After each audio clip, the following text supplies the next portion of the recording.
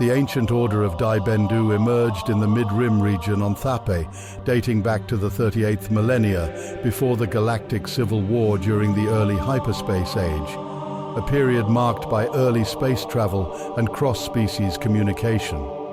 The peaceful monks of the Dai Bendu, dedicated to numerology and non-confrontational principles, were among the first to study the Force and discover midi-chlorians, microscopic organisms enabling beings to connect with the Force. Despite similar discoveries by other isolated groups, the Dai Bendu monks remained unique. Eventually, they relocated to Ando Prime, where they lived in isolation in the Andobi Mountains, becoming the Bendu tribe, composed of the indigenous Talid species, with Dai Bendu also referring to individual Talids. On Ando Prime, the order of Dai Bendu monks discovered an ancient alien pyramidal ship, which they named Tho Yor, half buried in the Andobi Mountains. Sensing it held important mysteries, they meditated on it for a millennium until it opened in 36,453 BBY, inviting them aboard. The Tho Yor then traveled to various worlds, gathering Force-sensitive individuals, including scholars and warriors from Manan, Kashyyyk, Dathomir, and Ryloth. Eventually, 8 Tho Yor ships assembled in the deep core system, converging around a larger Tho Yor above a stone tower on a jungle planet. Amidst a massive Force storm, the ship's passengers sensed the unity of their purpose. The Tho Yor dispersed across the planet, where the settlers established colonies, and within a millennium the Force-sensitive among them formed the Jedi Order.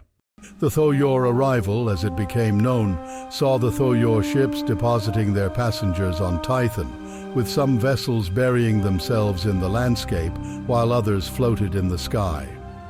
The Force-sensitive pilgrims, known as Tythons, immediately sensed Tython's unique strength in the Force and realized they had been brought there to study and master its powers.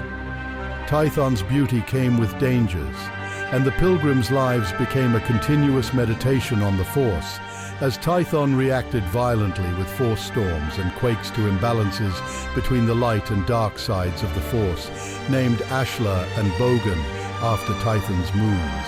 To maintain harmony, the pilgrims formed the Jedi Order, taking their name from the Dai Bendu monks' language, Ja meaning mystic and Dai meaning center. Akarkesh, known as the Temple of Balance, was one of the 9 Jedi Order temples on the lush planet Tython.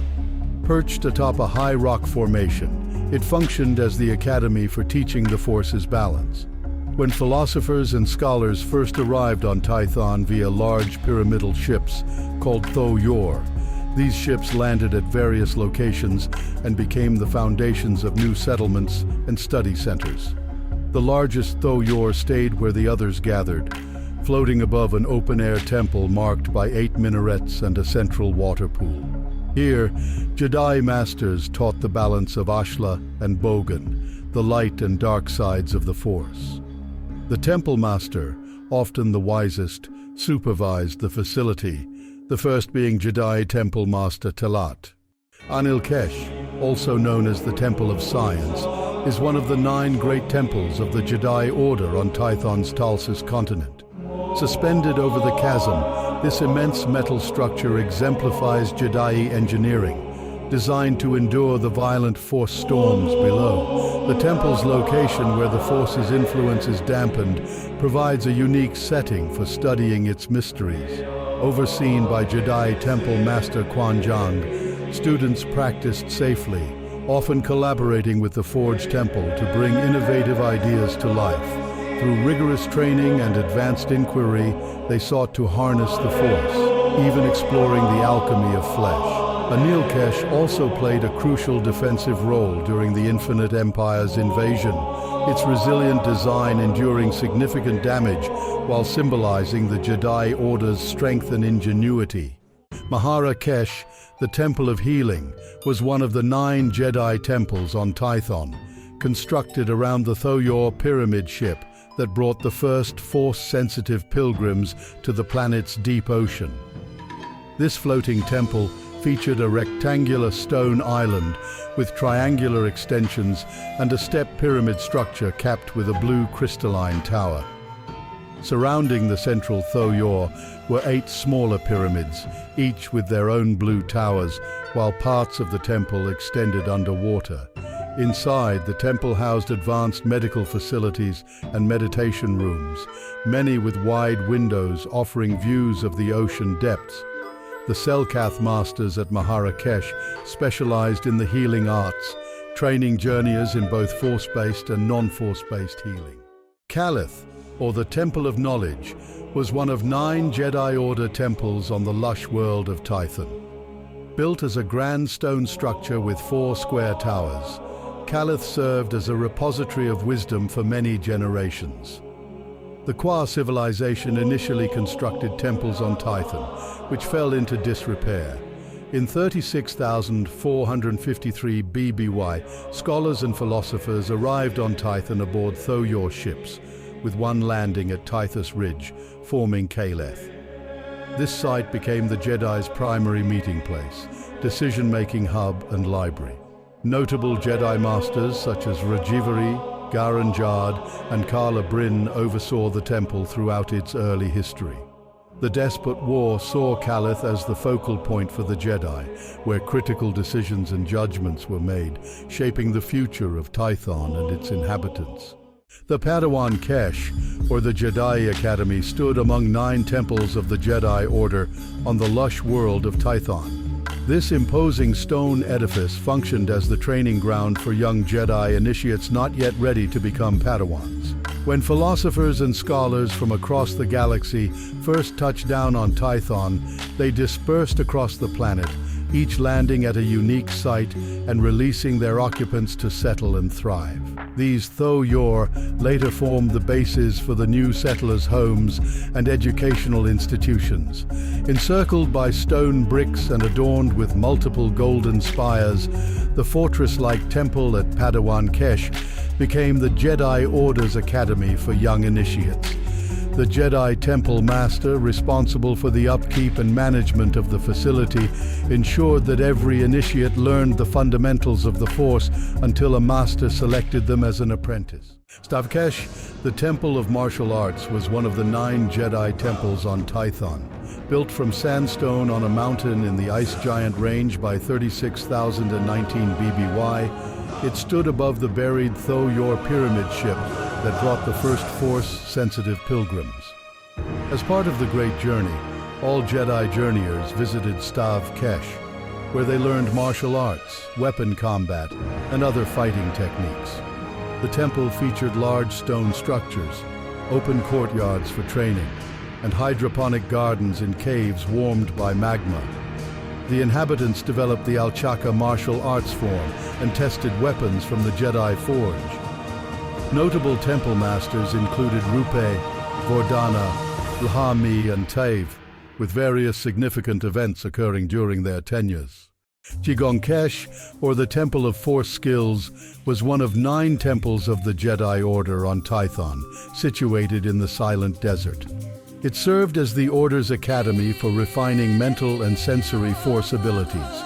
The temple, with its imposing structure of stone and intricate carvings, stood majestically among the desert dunes. Inside, it featured expansive halls and serene meditation chambers illuminated by soft, ambient light. Beneath the desert sands, caverns provided a quiet space for students to enhance their mental resilience. Others chose to meditate in the harsh sandstorms, strengthening their connection to the Force. In 25,793 BBY, Master Miata Sek, from the Sith species, became an overseer. Vortepe, otherwise known as the Forge, was one of 9 Jedi temples on Tython, a verdant planet. Built along the mouth of an active volcano in the Tythos Ridge, this massive metal structure focused on teaching students the ways of the Force through metallurgy and weapon crafting. Established by the early Jedi Order, who arrived on Tython via the colossal Thoyor ships, Vortepe featured a rust-colored ziggurat with smokestacks and an interior dome that harnessed volcanic heat to power the forges. The temple, overseen by the Jedi Temple Master, emphasized practical force applications and worked closely with the nearby Temple of Science to create force-imbued blades, a remarkable achievement for the age. The non-force-sensitive pilgrims, forced to leave Tython, spread to other planets within the Tython system, which comprised 11 planets in total. They eventually colonized Shikakwa, a planet with a breathable atmosphere and diverse landscapes of land and ocean. Over time, Shikakwa fell under the control of feudal gangster clans known as the Nine Houses. The pilgrims, feeling a mix of bitterness and resentment due to their displacement, watched as a Twi'lek woman named Hadia, who would become known as the Despot Queen, united these crime lords and began her conquest of the settled worlds in the Tython system. Hadia, originally a powerful and ambitious crime lord, sought to dominate the entire Tython system, bringing her into direct conflict with the Jedi Order and setting the stage for the Despot War. Around the year 25,805 BBY, the charismatic Twi'lek Hadia began uniting the Nine Houses and the aristocracy of Shikakwa through charm or force, supported through her war council, Lieutenants Bako and Kaun Dam, and also her left fist, Shrilan, and her right fist, Gavvana. As Kral or Overlord, Hadia sought to consolidate power within the aristocracy, facing opposition from those resisting her vision of conquering the Tython system. When Clan Rio's leader refused to join her, she executed him and his eldest son, leaving the middle son, Volnos Rio, as Baron. Despite aristocratic resistance, Hadia's promises of safety, wealth and freedom from Jedi intervention garnered enthusiastic support from the commoners, who were increasingly rallied by their hatred for the Jedi. This growing tension set the stage for inevitable conflict. Kalimar, a crucial planet in the Tython system, ruled by the Shikakwan aristocrats, became the central stage for the phony war against Hadia, the self-declared Despot Queen.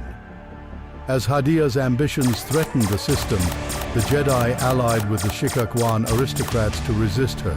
The phony war featured tactical skirmishes, with precision strikes and small-scale engagements in space and on Kalima's moons.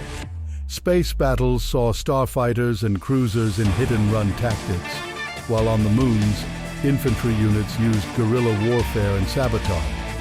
This period was marked by strategic maneuvering and constant readiness for larger confrontations. As minor battles continued, a decisive conflict became unavoidable, leading up to the major invasion of Tython, where the ultimate battle for control of the system loomed. The early morning fog hung thick over the moon channel as Hadia's fleet cut through, aiming for Taos, the Dark Continent. Landing crafts crashed onto the western coast with a resounding impact, plunging the serene beaches into chaos. Soldiers poured out amid the thunder of distant volcanic tremors from the rift. Jedi defenders, positioned to safeguard this vital entry point, unleashed a torrent of blaster fire. Led by Hadia herself, the Despot army surged forward, their elite troops and war droids relentlessly pressing against the Jedi lines amidst explosions and chaos. Amidst the cacophony, Hadia's vibrosword clashed with Jedi's force-imbued blades, marking the start of their relentless march inland as they secured the beachhead, planting banners in the blood-stained sand. The battle for Chigong Kesh erupted with the thunderous advance of Hadia's forces, catching the Jedi defenders off guard. As dawn broke, the serene temple grounds became a fierce battleground, with Hadia's troops charging through the outer defenses. The Jedi warriors fought valiantly, their blades clashing against the enemies in a desperate struggle to protect their sacred site. Despite their skill and determination, the defenders were gradually overwhelmed by the sheer numbers and tactical precision of Hadia's army. Explosions rocked the temple, and its majestic towers crumbled under the relentless assault. By nightfall, Chigong Kesh lay in ruins, a somber testament to the ferocity of Hadia's campaign and a stark warning to the remaining Jedi temples of the devastation to come. Hadia's army surrounded the Stav Kesh temple, cutting off supplies and reinforcements as the prolonged siege eroded the defenders' resolve. Inside, the fierce Talid temple master Lahami and his noble Nogri assistant Tav led the remaining Jedi, their blades clashing against the relentless assault by Hadia's generals. General Sri Lan, the Devaronian left fist, spearheaded a ferocious charge, her brutal combat skills slicing through the Jedi lines, while General Gav Vanar, the human right fist, directed a precise and relentless attack, his troops smashing the temple's defenses. Despite their valor, Lahami and Tave were overwhelmed, their last stand a testament to their courage. The temple's fall, marked by heavy losses on both sides, left Stav Kesh in ruins as the Despot War continued to cause terror. As the despot Queen Hadia began winning key battles early in the war, uniting crime barons, and launching a successful invasion of Tython, the Jedi Council convened in an urgent response to the escalating threat. Realizing the severity of Hadia's ambitions, which threatened the stability of the entire Tython system, the First Jedi Council rallied their champions, urging them to protect the system and support the Shikakwan aristocracy against Hadia's forces. Under the leadership of Jedi Master Rajavari, the Council devised a strategic plan to regain control, deploying their forces to key locations across the continent and reinforcing their defensive positions. They focused on leveraging their knowledge of the terrain and the Force to counteract Hadia's advances, even as they faced overwhelming odds. Under a crimson sky at the revered Temple of the Arts, a battle begun as Hadia's forces launched a relentless assault on the Jedi Bodhi Temple. With advanced weaponry and coordinated tactics, Hadia's troops breached the temple's defenses, their bombardments tearing through the ornate structures symbolizing their cultural unity. Despite the ferocity of the attack, the defenders fought valiantly, using force techniques to shield themselves and repel the invaders. Telekinetic barriers deflected incoming fire, while force-enhanced agility allowed them to mount strategic counterattacks. Yet, Hadia's forces adapted quickly, exploiting weaknesses and overwhelming their defenses. The capture of Bodhi Temple dealt a devastating blow, inflicting both physical destruction and psychological scars as the cultural heart of the Jedi was seized, marking a grim turning point in their struggle. The year is 25,805 BBY. Volnus Rio, a noble seeking vengeance for his family's murder, recruited the cunning Jedi Ranger Dagon Locke to infiltrate the forces of the ruthless despot Queen Hadia. Disguised as a disgraced warrior, Locke quickly earned his place in Hadia's army by solving a critical supply issue, drawing the Queen's attention. To test his loyalty, she ordered him to kill a captured Jedi. Without hesitation, Locke struck down his former comrade, feeling a strange pull toward the darkness he was embracing. After defeating Hadia's elite guards in a brutal fight, he found himself drawn to the raw power she embodied. As their harrowing connection deepened, Locke began to question where his true loyalties lay. By the end, he was not just a trusted ally, but something more, something darker, leaving his mission shrouded in ambiguity. With the Bodhi Temple now under her control, Hadia's forces launched a relentless march across Tython, seizing critical locations with ruthless efficiency. Her formidable army moved swiftly, capturing strongholds through shock tactics and surprise assaults. Despite facing fierce resistance from the Jedi, who resorted to guerrilla warfare and ambushes to delay the advance, Hadia's troops relentlessly pressed forward, cutting off communication lines and supply routes to isolate their enemies. Each victory tightened Hadia's grip on the planet, but the logistical challenges of maintaining her conquests amid a determined Jedi resistance tested the limits of her forces. The rugged landscape of Tython, once a sanctuary for the Jedi, now echoed with the sounds of Hadia's unstoppable march toward total domination. As the sun sank below the dunes, the silent desert lived up to its name, silent except for the faint rustle of sand in the wind. Hadia's forces advanced cautiously, establishing a series of supply lines meant to reinforce their strategy of overwhelming the Jedi. However, their careful planning overlooked the perilous advantages of the unforgiving desert. The Jedi defenders, having expertly adapted to the harsh environment, lay in wait. As Hadia's troops pushed deeper into the shifting sands, the Jedi sprung their ambush, striking with swift precision from the shadows of the dunes. The confusion among Hadia's ranks was palpable. Their lines were severed and their formations shattered. The brutal efficiency of the Jedi's strike not only disrupted Hadia's plans, but left the desert strewn with the remnants of their ambitious advance. Under the blazing sun, Nox's manufacturing domes hummed, tirelessly supplying Hadia's forces with weapons and equipment. Despite the Jedi's repeated warnings, Nox's leaders remained defiant, prioritizing profit over peace. In response, the Jedi unleashed a devastating bombardment, their ships descending through the stratosphere with lethal precision. The skies erupted in a storm of fire and metal as bombs tore through the domes, and explosions illuminated the horizon, leaving destruction in their wake. As the domes crumbled, their vibrant glow extinguished, and the air thickened with smoke and despair. The once thriving city of Nox lay in ruins, its people grappling with the consequences of their leaders' defiance and harboring a deep resentment toward the Jedi. Casualties mounted, and the seeds of bitterness and retribution were sown, forever altering the landscape of the conflict. The battle at Akarkesh, the sacred temple of balance, was a blood-soaked clash that tested the Jedi against General Ka'un Dam, known as the Butcher for his merciless tactics. His forces, a relentless wave of brutality, swept across the temple grounds, leaving chaos in their wake. Amidst the turmoil, Jedi Master Telat emerged as a pillar of strength, creating powerful force shields and leading a fierce counteroffensive. As the Butcher's forces clashed with the Jedi, the battle became a maelstrom of blades and bodies. Telat, in a legendary duel, faced the Butcher directly.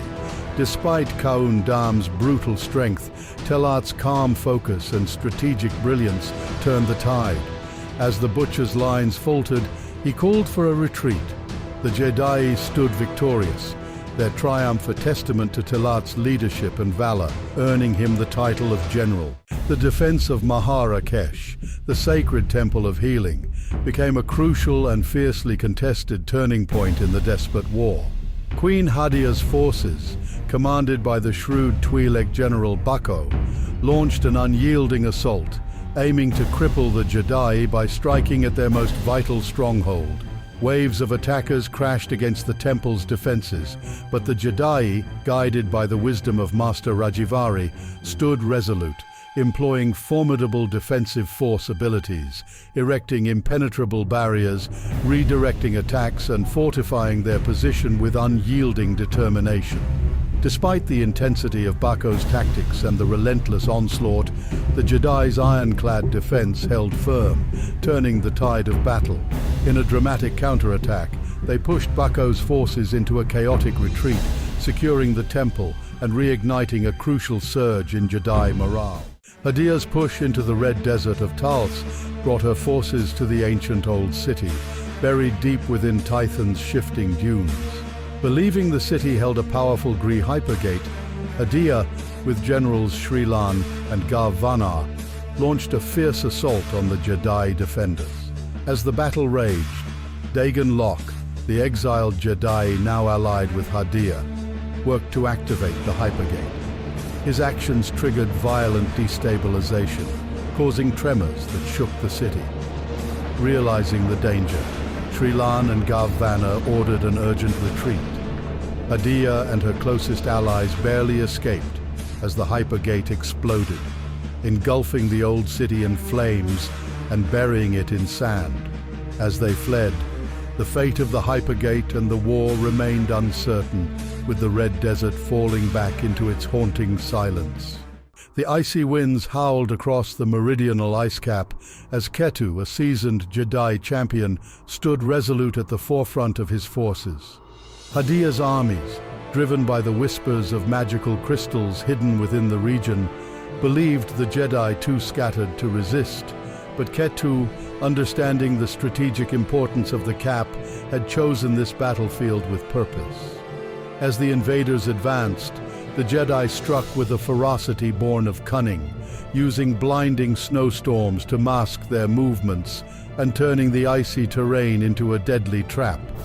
The battle raged with a cold intensity, but Ketu's calm command and deep mastery of the Force allowed his warriors to outmaneuver and decimate Hadia's forces, leaving the ground littered with the fallen.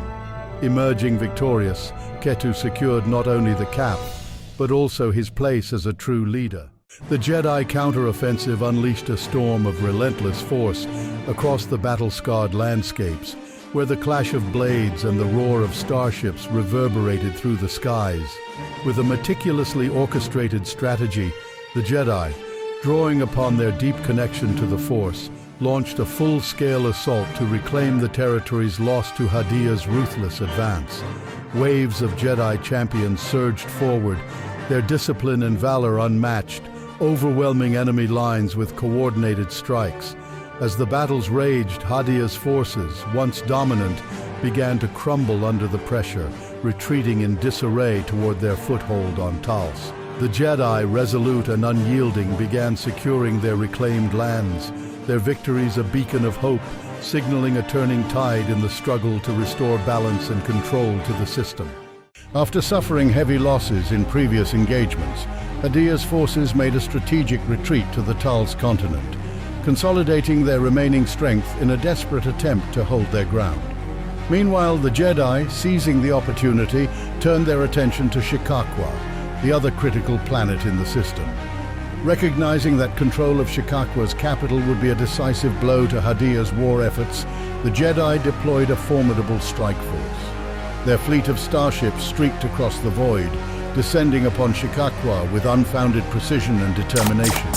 The Jedi wasted no time in laying siege to the capital, employing their advanced weaponry and tactics to systematically dismantle the city's defenses. As their forces pressed the attack, breaching the city's walls with relentless precision, the Jedi knew that victory here would not only cripple Hadia's power, but also pave the way for the restoration of the planet's rightful aristocracy. In the heart of the Despot War, the siege of the Temple of Kaleth, a crucial bastion of knowledge and strategy, unfolded with fierce intensity. Queen Hadia, driven by a relentless quest for dominance, orchestrated the siege with heavy artillery and ground troops, inflicting heavy casualties on both sides. Leading her forces was General Kaun Dam, the feared butcher, whose ruthless tactics aimed to breach the temple's defenses. Meanwhile, Bako, Hadia's trusted Twi'lek advisor and general, coordinated the assault with precision. Defending the temple was the Jedi Order, under the leadership of the esteemed Temple Master Telat, who was ultimately slain in battle. The defenders, guided by their deep knowledge of the temple's labyrinthine layout, executed strategic maneuvers to protect their sacred grounds. With Telat's fall, leadership passed to the younger and formidable Master Ketu, who continued to resist the onslaught with unwavering resolve. The siege of Kaleth ends in a crushing defeat for Hadia's forces, forcing her once mighty army into a desperate retreat by Ketu, their newly promoted leader. As the Jedi close in, Dagan Lok, the exile who had infiltrated Hadia's ranks and become both her general and lover, makes a daring move to save her from the brink of annihilation. Cutting through their lines, Lok rescues Hadia, and together they escape into the wilderness. However, as they regroup for a final stand, Hadia's position weakens further when her loyal allies, Bako and Sri Lan, are captured by the relentless General Ketu. Unbeknownst to Hadia, Lok is confronted by Volnos Rio, the man who originally hired him to assassinate her. As tensions rise, their army steadily becomes surrounded on all sides, and the final battle of Tython looms ever closer. As the crimson sun dipped below the horizon of Tython, the final battle raged on with a ferocity that seemed to shake the very planet. Hadia, the defiant leader, stood tall in her fortified stronghold, unaware that her most trusted ally, Dagon Locke wrestled with a secret mission that would seal her fate. As the Jedi forces led by Ketu closed in, Hadia shared her last strategies with Locke, her voice filled with the fire of a warrior determined to fall with her blade.